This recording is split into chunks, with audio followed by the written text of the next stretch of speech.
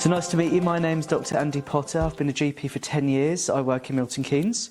I'm also the clinical lead for the long COVID clinic covering Bedfordshire, Luton and Milton Keynes.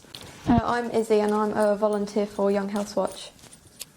Can you describe the typical symptoms a young person would experience with long COVID if they haven't been vaccinated? No problem. So patients, young people, adults, children can experience a huge variety of different symptoms with long COVID. The patients that have been referred to us that are struggling, the main symptoms are around fatigue, around mental health problems, dizziness and palpitations.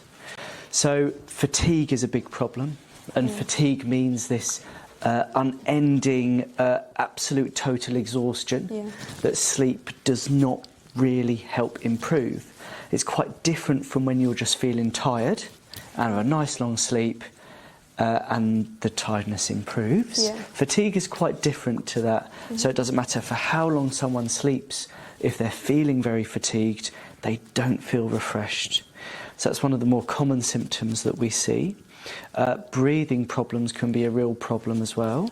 So if someone has a background of asthma, that we've seen people where that's got much worse.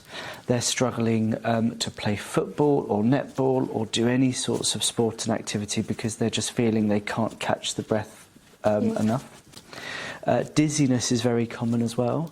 So every time the person gets up, they feel so dizzy they have to sit back down again. That really affects just getting up and going to school and all these sorts of really simple things we take for granted. Another common symptom is racing of the heart and palpitations. So what we mean by palpitations is awareness of the heart beating, because we're not normally aware of our heart beating. But you feel your heart beating and it often beats fast and feels like you've just run up and down the stairs 10 times, even though all you've done is got up and walked into the kitchen.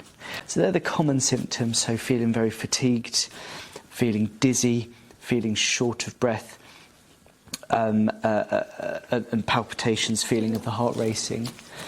The other less common symptom but also very problematic symptom are things like not being able to smell and taste. So we heard a lot about that from people in the first wave when they're affected, and that can continue. Headaches, muscle aches are other sorts of problems which are really affecting people that are referred to us.